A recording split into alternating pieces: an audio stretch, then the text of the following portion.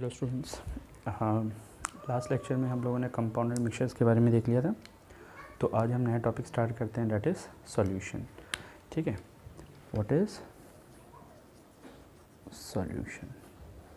देखो, बहुत important topic है और आप लोगों के आगे भी बहुत ज़्यादा डिटेल में आएगा, सो फोकस ऑन इट। ठीक है, सॉल्यूशन को हम पहले डिफ़ाइन करते हैं। It the homogeneous mixture. क्या होता है? homogeneous mixture in which are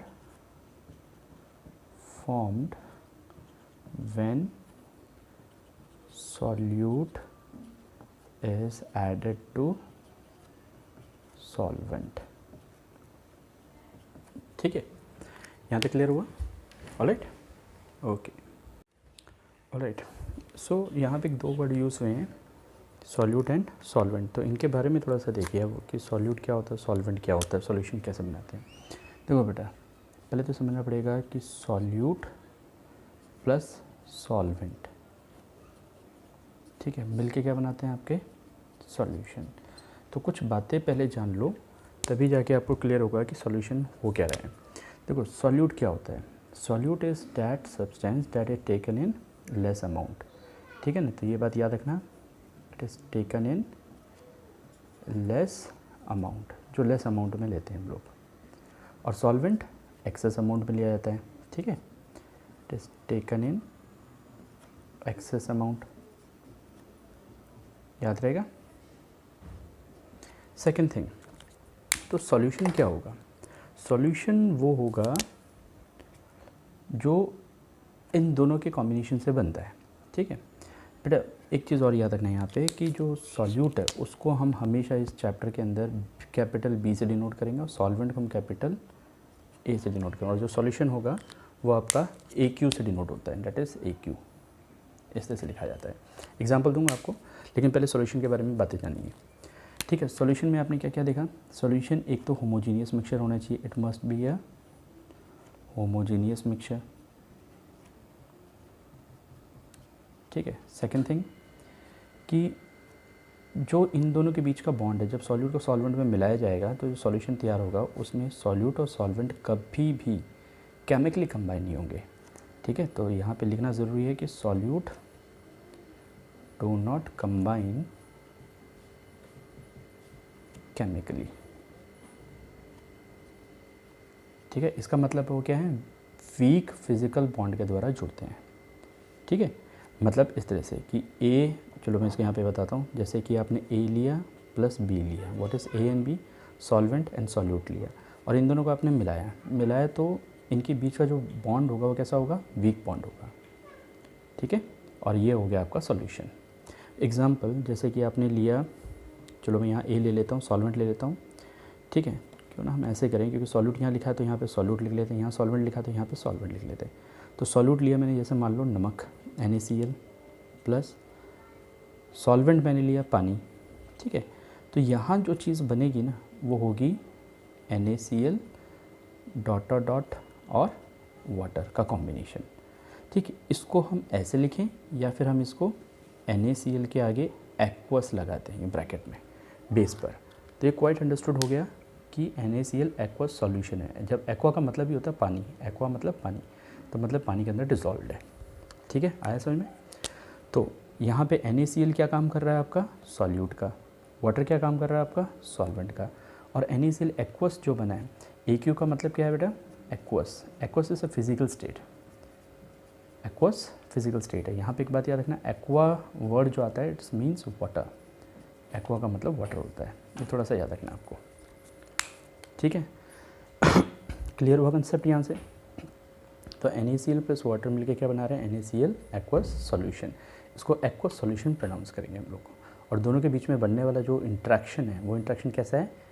weak interaction, कभी भी स्ट्रॉन्ग इंट्रैक्शन नहीं होगा। They do not combine chemically. Chemically का मतलब है कि बहुत स्ट्रॉन्ग बॉन्ड के द्वारा जुड़ गए, तो स्ट्रॉन्ग बॉन्ड के द्वारा नहीं जुड़ते, हमेशा वीक बॉन्ड के द्वारा ही अटैच होंगे। क्लियर हुआ कंसेप्ट? ठीक है, चलिए अब आगे देखते हैं आपके। चलिए, इस तरह से एक चीज़ और जाननी है आपको कि सॉल्यूशन जो होते हैं उनका जो पार्टिकल साइज़ है वो कितना हो। ठीक है, जब भी सॉल्यूट और सॉल्वेंट आपस में जुड़ेंगे तो इनका जो पार्टिकल साइज़ है, मतलब कितने छोटे पार्टिकल आपस में जुड़ सकते हैं, कितने बड़े पार्टिकल आपस में जुड़ सकते हैं, इनके बारे में भी ध्यान रखना पड़ेगा आपको। ठीक है, तो ज़रा थोड़ा ध्यान से देखिए बेटा, होता क्या है इसमें कि जो सॉल्यूट और सॉल्वेंट है इनका पार्टिकल साइज़ बिलो 1 नैनोमीटर होना चाहिए। यहीं पे लिखवा देता हूँ कि जो पार्टिकल साइज़ है इट इज़ सॉल्यूट का भी बिलो 1 नैनोमीटर और सॉल्वेंट का भी बिलो 1 नैनोमीटर, और जो सॉल्यूशन होगा उसका पार्टिकल साइज़ दोनों को मिलाने के बाद में कैसा होना चाहिए, बिलो 1 नैनोमीटर। ठीक है, 1 नैनोमीटर का मतलब क्या है, what is 1 nanometre? 1 nanometre is 10⁻⁹ metre. ठीक है, 1 नैनोमीटर इज़ 10⁻⁹ मीटर को बोलते हैं 1 नैनोमीटर। तो इस तरह के हमारे पास सॉल्यूशन के कितने कॉम्बिनेशंस बने, ठीक है, कितने कॉम्बिनेशंस बने आपके, तो टोटल हमारे पास कितने आ जाते हैं, 9 कॉम्बिनेशंस आ जाते हैं। तो हम कॉम्बिनेशंस के बारे में बात करते हैं। ठीक, देखिए कौन कौन से 9 कॉम्बिनेशंस हैं। जैसे कि मैं यहाँ पे लिखता हूँ सॉल्यूट, यहाँ लिखता हूँ मैं सॉल्वेंट, ठीक है, और यहाँ पे सॉल्यूशंस आपके कुछ एग्जांपल्स अगर होंगे तो डेफिनेटली बताएंगे। तो देखिए बेटा, सॉल्यूट का साइज़ कैसा होना चाहिए, बिलो 1 नैनोमीटर, बिलो 1 नैनोमीटर, ठीक है, NM, स्मॉल n और फिर m, स्मॉल m ये फैक्टर्स होते हैं, मीटर तो आप जानते ही हो स्केल है। ठीक है, तो इस तरह से आपके पास 9 कॉम्बिनेशंस बनेंगे। कौन कौन से, गैस इन सॉलिड, ठीक, लिक्विड इन सॉलिड, ठीक है, सॉलिड इन सॉलिड, इन सभी को हम बोलेंगे सॉलिड सॉल्यूशन। सॉलिड सॉल्यूशन क्यों, क्योंकि जिसमें घोला जाता है ना वो एक्सेस अमाउंट में ले जाता है तो उसकी प्रॉपर्टी लगभग मेंटेन करता है। उसी तरह से ऐसे बोल सकते हैं gas in liquid, liquid in liquid, ठीक है, सॉलिड इन लिक्विड, इन सभी को हम क्या बोलेंगे, लिक्विड सॉल्यूशन। और उसी तरह से आप बोल सकते हो गैस इन गैस, ठीक है, liquid in gas and solid in gas, इन सभी को हम क्या बोलेंगे, गैस सॉल्यूशन। ठीक है, कुछ एग्जांपल्स की अगर बात करें, वैसे हमें जो फोकस करना है हमारे कोर्स में जो है वो क्या है, लिक्विड सॉल्यूशंस, मतलब ये हमारे कोर्स में है तो इस पर डिटेल में बात करेंगे आपके। तो लिक्विड सॉल्यूशन की बात करें तो गैस एंड लिक्विड का कोई एग्जांपल जो आपके डेली लाइफ में होता हो, तो गैस एंड लिक्विड का एग्जांपल हो गया लाइक CO2, सॉफ्ट वाटर जो होता है, ठीक है, सॉफ्ट वाटर का मतलब जो कोल्ड ड्रिंक्स होती हैं आपकी, ठीक है, सोडा वाटर जिसे बोलते हैं हम लोग, सोडा वाटर। सोडा वाटर में क्या करते हैं हम लोग, CO2 को पानी में मिलाते हैं, ठीक है, प्रेशर के साथ में, तो वो हो गया आपका लिक्विड एंड लिक्विड के एग्जांपल। तो आपके पास ढेर सारे हैं, लिक्विड एंड लिक्विड के एग्जांपल्स तो आपके पास ढेर सारे हैं। कैसे, जैसे कि कोई भी 2 लिक्विड मान लो, जैसे वाटर और अल्कोहल हो गया, वाटर और अल्कोहल का मिक्सचर हो गया, ठीक है, अल्कोहल भी लिक्विड होता है, वाटर भी लिक्विड है, दोनों को मिलाएंगे तो लिक्विड लिक्विड सॉल्यूशन बन जाएगा। सॉलिड एंड लिक्विड के भी एग्जांपल्स आप डेली लाइफ में बहुत सारे करते हो, जैसे शुगर एंड वाटर हो गया, NaCl वाटर हो गया, जैसे कि मैं एग्जांपल लेता हूँ, शुगर प्लस वाटर का सॉल्यूशन बन गया। तो डिटेल में इस पे बात करनी है हमें और इसे हम क्या बोलेंगे, लिक्विड सॉल्यूशंस। ठीक है, तो इस तरह के टोटली 9 कॉम्बिनेशंस बनते हैं हमारे पास, उनमें से भी हम लोग किस पे फोकस करें, हमारा चैप्टर पूरा किस पे डिटेल है, लिक्विड सॉल्यूशंस पे। ऑलराइट, आया समझ में? ठीक है, तो यहाँ पे ध्यान रखिए। अब बात करनी है इन सॉल्यूशंस के एग्जांपल्स की और इनकी पावर कैसे जनरेट करते हैं, इनकी कंसंट्रेशन का मतलब क्या होता है, ठीक है, किस तरह से हम इस चीज़ को स्टडी करेंगे, वो चीज़ आपको इंपॉर्टेंट ध्यान में रखनी होगी। ठीक, ओके, राइट, तो ये तो आपको समझ में आ गया होगा। अब आगे की बात करते हैं। तो आगे जो आएगा दैट इज़ कंसंट्रेशन, जिसमें न्यूमेरिकल्स भी हैं आपके और एग्ज़ाम में डेफिनेटली आते हैं। ठीक है, तो उनका डिटेल में आपको थोड़ा सा कंसेप्ट देखना पड़ेगा कि सॉल्यूशंस कितने टाइप के होते हैं और उनकी कंसंट्रेशन ऑफ सॉल्यूशन कैसे बताते हैं। ठीक है, चलिए आज ये सॉल्यूशन टॉपिक खत्म हो जाएगा, फिर आपका कोलाइड और सस्पेंशन ही बचेगा। थोड़ा वास्ट चैप्टर है, थोड़ा सा ध्यान से फोकस करो इस पर। चलिए अब बात करते हैं आपकी कंसंट्रेशंस में, कंसंट्रेशन टर्म्स कि कंसंट्रेशन टर्म्स क्या होते हैं। ठीक है, सॉल्यूशन देखो, जैसे कि आपको बताना हो कि कोई सॉलिड है, जैसे कि आपने चॉक ले लिया और आपने एक आयरन रॉड ले लिया, आपको कैसे पता चलेगा कौन ज़्यादा स्ट्रॉन्गर है? आप चॉक को तोड़ोगे आपको आसानी से टूट जाएगा, लेकिन आयरन रॉड को तोड़ोगे आसानी से नहीं टूटेगा। यही होता है ना, क्यों? क्योंकि आयरन रॉड के पार्टिकल जो होते हैं स्ट्रांगली केमिकली बॉन्डेड के साथ जुड़े हैं, लेकिन वहाँ पे आपने उसकी स्ट्रेंथ बता दी, उसकी पावर बता दी। लेकिन अगर जब बात करें लिक्विड्स की, तो लिक्विड में एक प्रॉब्लम आती है कि आपके सामने अल्कोहल है, आपके सामने पानी पड़ा हुआ, आपके सामने ईथर, एसीटोन कुछ भी रख दिया जाए और आपको बोलें कि अब इनकी में से पावरफुल कौन है, तो आप बता नहीं पाओगे उसमें। क्यों? क्योंकि सब के सब लिक्विड है। तो लिक्विड की जो स्ट्रेंथ होती है, उसकी पावर होती है, वो हम किस में बताते हैं? इन टर्म्स ऑफ कंसंट्रेशन। ठीक है, तो कंसंट्रेशन पे बात करते हैं। What is concentration? Concentration of solution कि जो सॉल्यूशन की जो पावर होती है वो कंसंट्रेशंस में एक्सप्रेस की जाती है। टोटल आपको यहाँ पे 4 पढ़ने हैं, उन चारों पे पहले बात करेंगे। तो पहला आता है आपके पास mass by volume, sorry mass by mass percentage.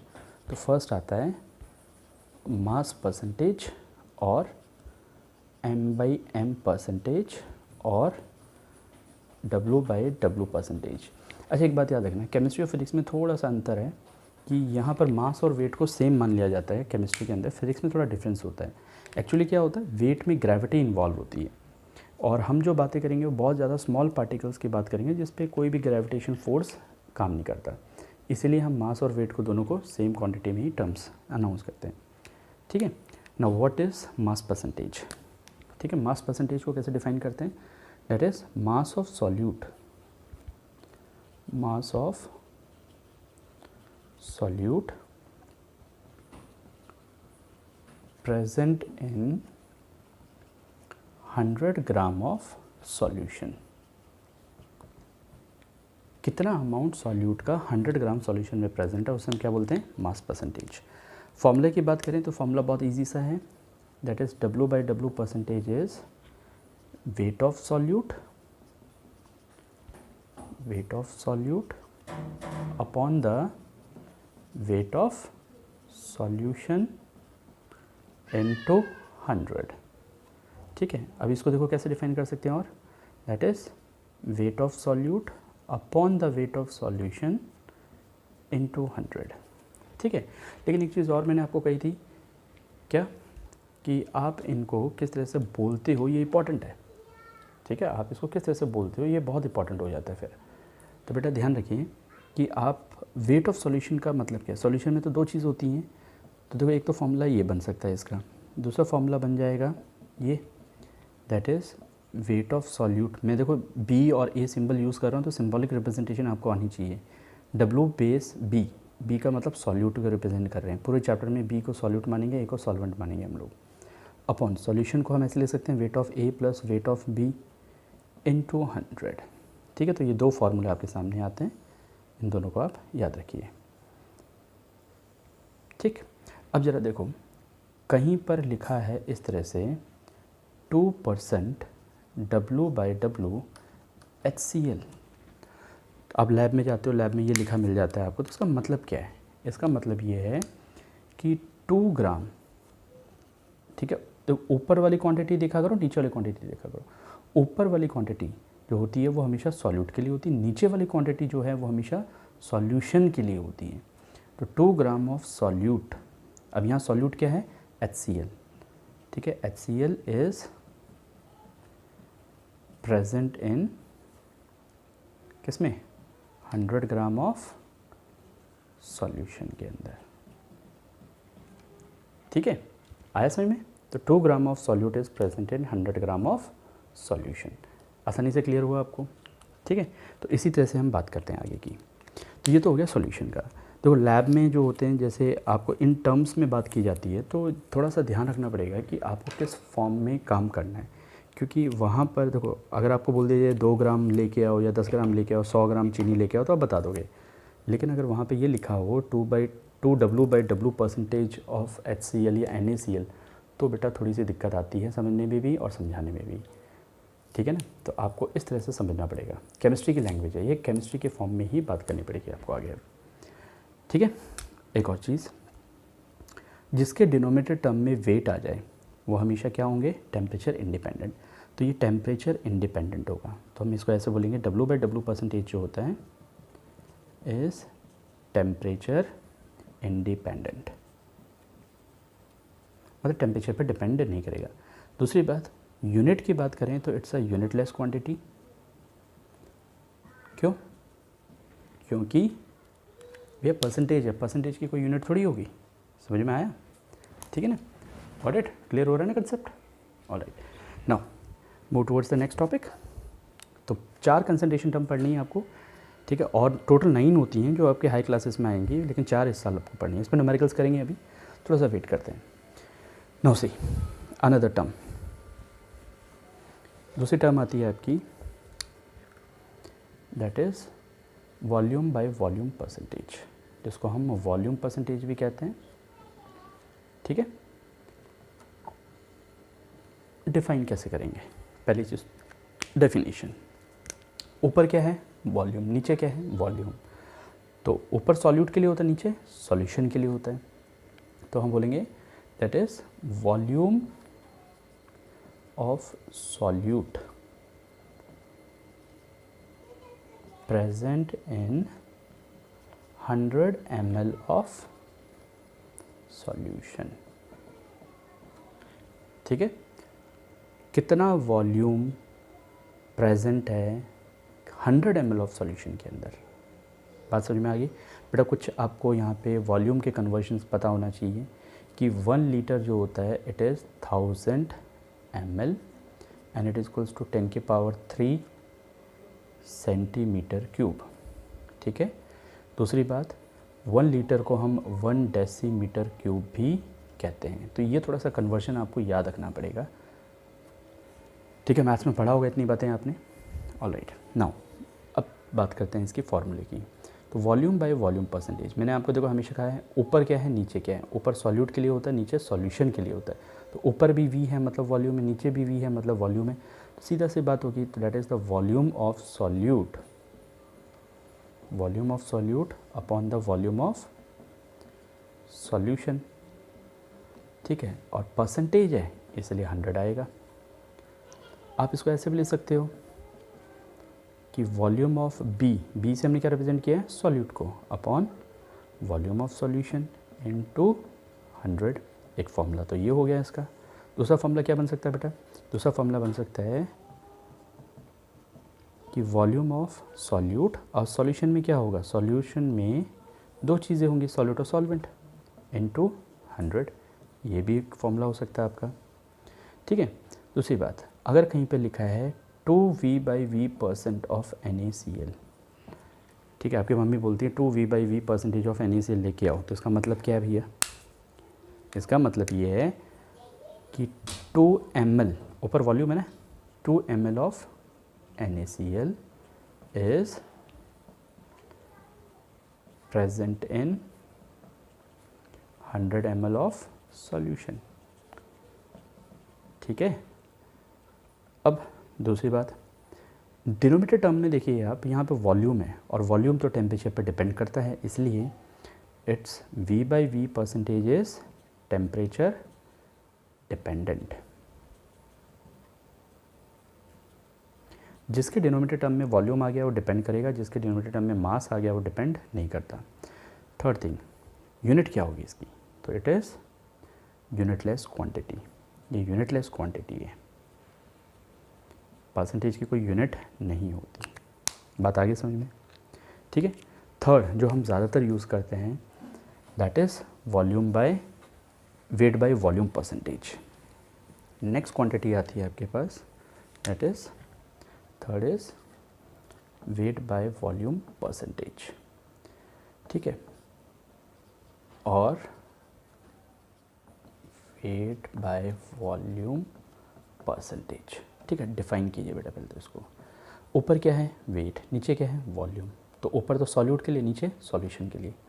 तो इट इज़ द वेट या अमाउंट, अमाउंट को हम वेट में डाउन करेंगे, that is amount of solute present in, किसमें प्रेजेंट है? 100 ml ऑफ सॉल्यूशन। ठीक है, तो बेटा याद रखना है यहाँ पे कि अमाउंट जब भी बोला जा रहा है वो ग्राम्स में है। ठीक है, सॉल्यूट इन ग्राम्स। ठीक है, present in 100 ml of solution. आपको ऊपर और नीचे देखना है बस, ऊपर है वेट, नीचे है वॉल्यूम। तो वेट तो ग्राम्स में हो गया और वॉल्यूम ml में लेके चल रहे हो आप। ठीक है, चलिए अब आगे देखते हैं। अब आगे देखो किस तरह से आएगा, फॉर्मूला बनाओ वेट बाय वॉल्यूम परसेंटेज का। वेट बाय वॉल्यूम परसेंटेज का फॉर्मूला क्या हो जाएगा, that is wait of solute in grams present in volume of solution. ठीक है, इन terms of ml into 100। So wait by volume percentage का formula कैसे लिख सकते हैं हम, वेट ऑफ B मतलब solute upon the volume of solution into 100। एक तो फॉर्मूला ये तैयार हो गया। और वॉल्यूम ऑफ सॉल्यूशन को आप कैसे ले सकते हो, वॉल्यूम ऑफ सॉल्यूशन को आप लिख सकते हो इस तरह से, दैट इज सॉल्यूशन है तो दो चीज़ें होंगी, volume of A plus volume of B into 100। ठीक है, डिनोमिनेटर में देखो वॉल्यूम आया तो इसका मतलब टेम्परेचर डिपेंड करेगा ये चीज़, तो इट्स अ टेम्परेचर डिपेंडेंट। ठीक है, दूसरी बात क्या यूनिट होगी, वंस अगेन परसेंटेज है तो यूनिट लेस होगी, तो यूनिट लेस क्वांटिटी है। अब जरा समझो, आप लैब में जाते हो, लैब में लिखा रहता है कि 0.2 W/V परसेंटेज ऑफ HCl, ये लिखा है। एक बॉटल लेते हो, उस बॉटल पे लिखा हुआ है, तो बेटा इसका मतलब क्या है, वहाँ पे तो ये लिखा है ना। आपको कैसे पता चलेगा आपको कितना परसेंटेज का सॉल्यूशन लेना है नहीं लेना, तो इसको सॉल्व करना पड़ेगा पहले फॉर्मूला लगा के, फिर पता चलेगा इसमें कितने ग्राम आपको मिला है कितना नहीं मिला आपको। तो बेटा 0.2 W/V है, तो ऊपर वेट है नीचे वॉल्यूम है, तो हम बोलेंगे 0.2 ग्राम, ऊपर वेट है ना इसलिए ग्राम, ऑफ किसके, HCl के, क्योंकि सॉल्यूट यहाँ HCl है, is present in 100 ml of solution. Units का बहुत ध्यान रखना है, सारी कहानी यूनिट्स की है यहाँ पर। ऊपर क्या है, डिनोमिनेटर टर्म में क्या है, न्यूमरेटर टर्म में क्या है, सब चीज़ इसी पे डिपेंड करेगा आपका। आगे बात समझ में, ठीक है। नाउ द लास्ट कंसंट्रेशन जो टर्म आती है जो आप लोगों के कोर्स में है, that is strength of the solution. ठीक, तो स्ट्रेंथ पे बात करते हैं। What is strength of the solution. देखो, फोर्थ इज स्ट्रेंथ, या फिर हम इसको बोलते हैं W/V, सिर्फ W/V, परसेंटेज नहीं है। ठीक है, तो पहले तो डिफाइन करते हैं। ऊपर वेट है नीचे वॉल्यूम है, तो हम कैसे बोलते हैं, amount of solute in grams present in 1 litre volume of solution. देखो परसेंटेज था इसीलिए 100 बार बार लिख रहे थे, अगर परसेंटेज नहीं है तो स्टैंडर्ड यूनिट्स इस्तेमाल करेंगे हम लोग। और वॉल्यूम की स्टैंडर्ड यूनिट क्या होती है, लीटर, और 1 लीटर में 1000 ml होते हैं या सेंटीमीटर क्यूब होते हैं। ठीक है, अब थोड़ी सी बात समझिए, W/V का मतलब क्या है। W/V का मतलब हो गया that is wait of solute upon the volume of solution. ठीक है, लेकिन वॉल्यूम ऑफ सॉल्यूशन किस में लेके चल रहे हो आप, लीटर में लेके चल रहे हो, और वेट ऑफ सॉल्यूट किस में लेके चल रहे हो, ग्राम्स में लेके चल रहे हो।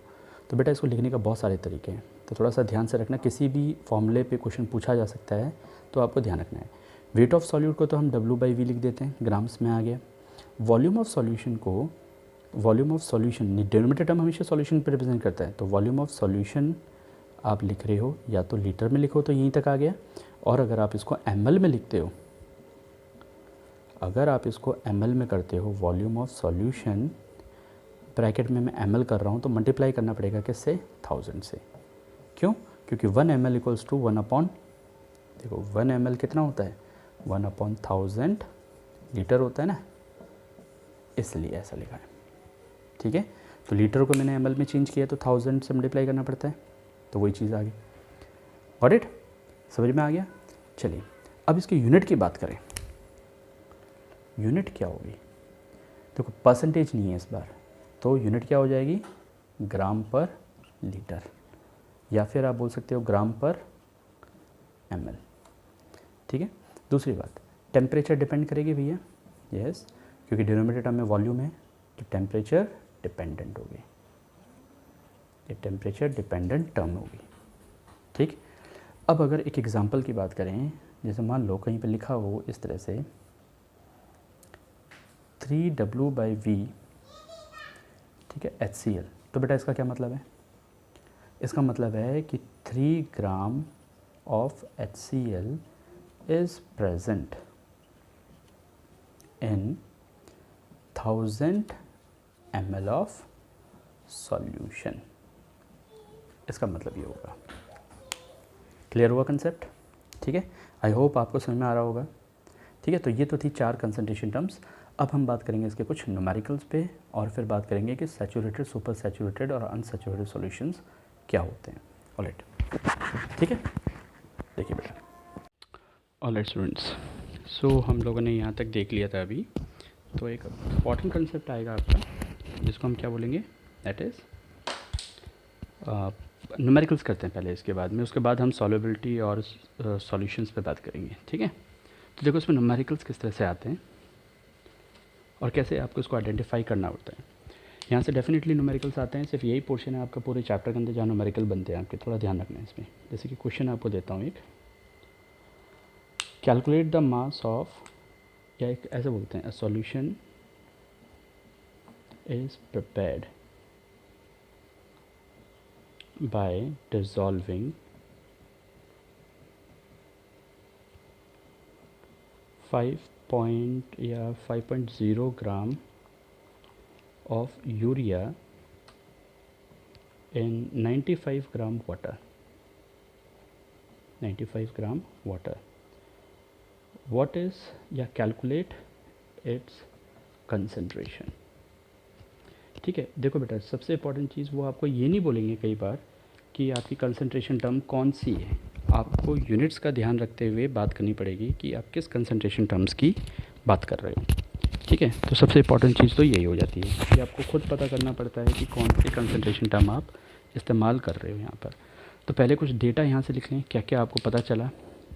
पहली चीज़, यहाँ पर सॉल्यूट क्या है, सॉल्यूट को मैं बी से रिप्रेजेंट कर रहा हूँ, तो यहाँ पे सॉल्यूट क्या बना आपका, सबसे पहली चीज़ तो वो देखिए आप।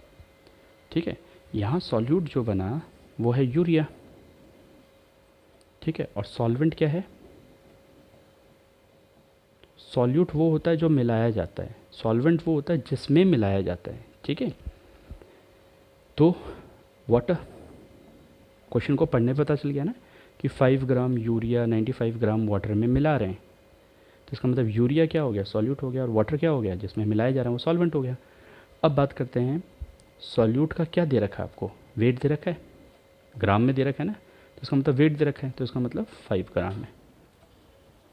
और सॉल्वेंट का क्या दे रखा है, यहाँ पर भी वेट दे रखा है। आपने कैसे पहचाना, यूनिट्स को ध्यान में रखते हुए।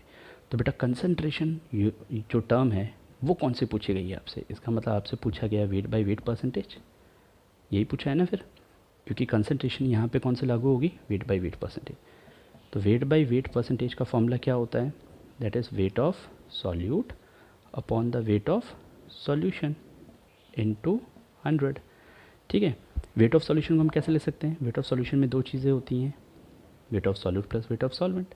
तो वेट ऑफ सॉल्यूट कितना हुआ यहाँ पर, 5 gram, weight of solution solvent 95, solute 5 into 100, तो क्या बन जाएगा ये 5 अपॉन 100 इंटू 100, तो क्या आ जाएगा 5, 100 से 100 कट गया, तो 5% इज़ योर आंसर।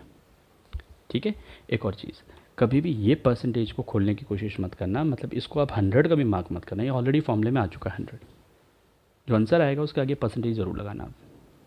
बात क्लियर हुई? तो इस तरह से न्यूमेरिकल सॉल्व करते हैं, एक दो न्यूमेरिकल सॉल्व करवाता हूँ आपको। ठीक है, चलिए नेक्स्ट क्वेश्चन देखते हैं। जब भी क्वेश्चन सॉल्व करो सबसे पहले ये पता कर लो कि उसमें क्या क्या चीज़ गिवन है, तभी आप बात कर पाओगे। अनदर क्वेश्चन जैसे कि आ गया, calculate the mass of cane sugar, ठीक है, and water required to prepare 25% of solution। ठीक है, अब ज़रा देखते हैं यहाँ पर सबसे पहली चीज़ सॉल्यूट क्या है और सॉल्वेंट क्या है। हमेशा ये लिखो। तो बेटा यहाँ पे सॉल्यूट क्या है? सॉल्यूट तो केन शुगर मतलब शुगर केन का जूस जो होता है उसको बोलते हैं। जैसे चीनी हो गई, सुक्रोज, वो है, तो that is cane sugar. Solvent क्या है? वाटर। जब कुछ भी नहीं दे रखा वाटर मान के चलना, यूनिवर्सल सॉल्वेंट वाटर माना जाते हैं। ठीक है, अब क्या पूछा है? मास ऑफ बोथ, मतलब इसका भी वेट पता नहीं है मेरे को और इसका भी वेट मेरे को नहीं पता। ठीक है, required to prepare 25% of solution, required to prepare 25% of 250 gram of 25%। थोड़ा सा फॉर्मूले में है, required to prepare 250 gram of 25%, ये है पूरा क्वेश्चन, ऑफ 25% सॉल्यूशन। ठीक है, तो बेटा एक बात समझिए, ये 250 ग्राम क्या दे रखा है? क्वेश्चन को ध्यान से पढ़ेंगे। मास तो पूछा है दोनों का, लेकिन चाहिए टू प्रिपेयर 250 ग्राम, मतलब यहाँ पे दे रखा है आपको वेट ऑफ सॉल्यूशन कितना? 250 ग्राम। अच्छा, मैंने वेट ही क्यों बोला, वॉल्यूम क्यों नहीं बोला? क्योंकि यूनिट देखो ग्राम में। और कंसंट्रेशन दे रखा है मेरे को 25%। अब ये एनालाइज करना है कि ये कंसंट्रेशन कौन सी है, क्योंकि 4 कंसंट्रेशन है। ठीक है, उनमें से ये कंसंट्रेशन कौन सी है? तो बेटा यूनिट्स का ध्यान रखेंगे। क्या पूछा है? वेट। क्या पूछा है? वेट। सॉल्यूट और सॉल्वेंट का दोनों का वेट है, तो इसका मतलब ये जो कंसंट्रेशन है वो कौन सी है? Weight by weight percentage. Formula देख के आपको पता चलेगा कि क्या काम हो रहा है। ठीक है, चलिए फॉर्मूला देखते हैं हम लोग। Weight by weight percentage is wait of solute upon the wait of solution into 100। इस बार हम इसको ओपन नहीं करेंगे, क्योंकि ओपन करने पे हमारे पास 2 वेरिएबल्स हो जाएंगे, 2 वेरिएबल्स में काम नहीं किया जा सकता। सो वेट ऑफ परसेंटेज आपको दे रखा है 25%, मत लगाना है क्योंकि पूरी की पूरी वैल्यू जो वेट बाय वेट परसेंटेज है वो 25% है, मतलब 25 है जस्ट। तो 25 है weight of B upon weight of solution कितना दे रखा है? 250 इंटू 100। एक ज़ीरो से एक ज़ीरो कट गया। ठीक है, तो ये वहाँ चला जाएगा, तो 25 इंटू 25, 10 नीचे आ जाएगा, upon 10 is equals to weight of B. तो ये कितना हो गया? 25 इंटू 25, 625। ठीक है, तो 625 upon 10 is equals to weight of B. तो बेटा वेट ऑफ बी तो आपके सामने आ गया। वेट ऑफ बी कितना हो गया? 62.5 ग्राम। ठीक है, यूनिट्स का 9th क्लास ऑनवर्ड्स याद रखना, यूनिट्स का हाफ मार्क्स होता है। अगर ये पूरा क्वेश्चन 3 मार्क्स का है तो हाफ मार्क्स यूनिट्स का मिलेगा आपको। अब एक चीज़ तो आ गई, ठीक है, आपको ये पता लग गया। अब दूसरा वेट ऑफ ए कैसे पता लगे? देखो वेट ऑफ बी आपने निकाल लिया, वेट ऑफ सॉल्यूशन आपको पता है। वेट ऑफ सॉल्यूशन क्या होता है? Weight of solute plus weight of solvent, यही होता है ना, wait of solvent plus weight of solute. तो वेट ऑफ सॉल्यूशन तो आपको पता ही है 250 पहले से। वेट ऑफ ए हम निकालते हैं, प्लस वेट ऑफ बी हमने सॉल्यूट निकाल चुके हैं, तो वेट ऑफ ए सामने आ जाएगा, डेट इज़ 250 माइनस 62.5। ठीक है, तो कितना होगा सॉल्व करने पे? ये आ जाएगा 187.5 ग्राम्स। तो दोनों क्वेश्चन के आंसर आ गए आपके सामने। ठीक है ना, तो क्वेश्चन को पहले समझा करो कि किस तरह से बात कर रहे हैं, तभी जाके आपको समझ में आएगा कि क्वेश्चन में पूछा क्या गया है। ऑलराइट, चलिए नेक्स्ट क्वेश्चन लें। फाइन, चलिए नेक्स्ट क्वेश्चन की बात करते हैं। जैसे कि आपको बोल दिया जाए, question is calculate the strength, calculate the strength of solution containing 5 gram of glucose in 200 ml of the solution। ये क्वेश्चन है। ठीक है, सबसे पहली चीज़ सॉल्यूट और सॉल्वेंट का पता करना। सॉल्यूट वो जिसको मिलाया जाएगा, सॉल्वेंट वो जिसमें मिलाया जाएगा। तो calculate the strength of solution containing 5 gram of glucose. 5 gram of glucose मतलब सॉल्यूट तो ग्लूकोज हो गया इन 200 ml ऑफ सॉल्यूशन। अब देखो यहाँ पे सॉल्वेंट का कहीं इस्तेमाल नहीं किया है, इसका मतलब जब कुछ भी नहीं होता तो सॉल्वेंट क्या मान के चलते हैं हम लोग, वाटर, मतलब पानी में मिलाया गया होगा, पानी और ग्लूकोज का कॉम्बिनेशन बनाया और उससे सॉल्यूशन बना। ठीक है, अब देखते हैं क्या क्या गिवन है। वेट ऑफ सॉल्यूट गिवन है कितना, 5 ग्राम, यूनिट से पहचाना मेरे। ठीक है, वेट ऑफ ए नहीं पता। ठीक है, उसके बाद वेट ऑफ सॉल्यूशन नहीं पता, क्या दे रखा है 200 ml ऑफ सॉल्यूशन, मतलब वॉल्यूम दे रखा है ना, वॉल्यूम ऑफ सॉल्यूशन कितना है 200 ml ऑफ सॉल्यूशन। ठीक है, क्या पूछा है स्ट्रेंथ, स्ट्रेंथ निकालनी है आपको। स्ट्रेंथ का मतलब वेट बाय वॉल्यूम, परसेंटेज नहीं है, ध्यान रखना, ये निकालनी है। तो बेटा वेट बाय वॉल्यूम मतलब स्ट्रेंथ का फॉर्मूला क्या होता था, wait of solute upon the yes volume of solution. ठीक है, किस में, लीटर्स में। ठीक है, अगर आप ml में बात करते हो क्योंकि ml में दे रखा है तो इनटू 1000 कर दो, यही होगा ना। ये किस में आ गया, ml में आ गया। तो वेट ऑफ B कितना है 5 gram, volume in terms of ml of solution कितना है 200 ml इंटू 1000। ठीक है, यूनिट्स लिखो ना लिखो कोई फ़र्क नहीं पड़ेगा यहाँ पर, लेकिन लास्ट में लिखना पड़ेगा आपको। सॉल्व कीजिए, कितना 20 से 20 गया, ये 5 हो गया, तो 5 इंटू 5 25, तो 25 आ गया वेट बाय वॉल्यूम। सिर्फ इतना लिख दोगे 0 मार्क्स मिलेंगे आपको, क्योंकि 20 मैं बोलता हूँ बेटा 25 लेके आओ, 25 क्या वॉल्यूम लेके आओ, ml लेके आओ, ग्राम लेके आओ, क्या लेके आओ, तो विदाउट यूनिट इसका कोई आइडेंटिफिकेशन नहीं है। तो वेट बाय वॉल्यूम था तो इसलिए हम क्या बोलेंगे ग्राम बाय ml। आया समझ में कंसेप्ट। ठीक है, तो इस तरह से इसकी स्ट्रेंथ पूछी तो स्ट्रेंथ निकालना। चलो एक लास्ट न्यूमेरिकल और करते हैं हम लोग। ठीक है, देखिए एक लास्ट न्यूमेरिकल और ले लेते हैं, वॉल्यूम परसेंटेज पे लेते हैं। चलो इस बार question is a solution contain 5 ml of alcohol is mixed with 75 ml of water. Calculate its concentration. चलिए पहले तो देखते हैं क्या क्या चीज़ें। सबसे पहला काम सॉल्यूट और सॉल्वेंट को आइडेंटिफाई करना। सॉल्यूट दे रखा है, सॉल्यूशन बना है 5 ml अल्कोहल से, तो इसका मतलब अल्कोहल है कोई, किस में मिलाया जा रहा है, इसके अंदर, वाटर के अंदर, तो ये तो पता ही लग गया, साफ साफ लिखा था।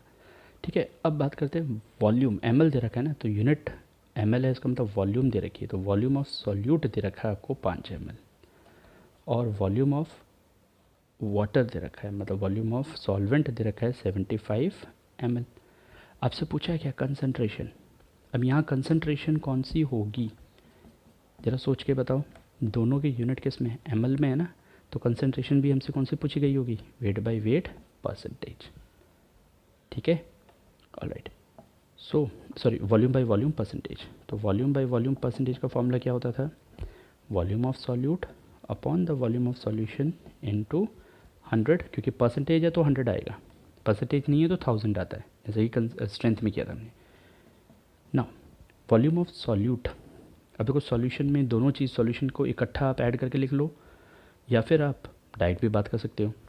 ठीक है, तो volume of solute upon the volume of A plus volume of B into 100 कर सकते हैं हम इसको। तो वॉल्यूम ऑफ सॉल्यूट कितना हो गया, volume of solute is 5, volume of solvent is 75 plus solute is 5 into 100, तो कितना आ गया 5/80 इंटू 100। सॉल्व करो, 0 से 0 कटा, ठीक है, 8 इंटू 50/8 आ गया, 50/8 कितना होता है, 50/8 होगा आपका डेट इज़ 6.25 और unit is percentage. This is your answer. ठीक है बेटा, आई होप आपको समझ में आ गया होगा। ठीक है, एक लास्ट क्वेश्चन तो मैं होमवर्क के लिए देता हूँ मैं अभी, उसको आप नोट डाउन कीजिए और होमवर्क के लिए क्वेश्चन किए। चलिए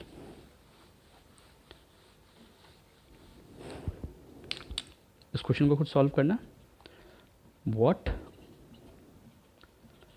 मास ऑफ sodium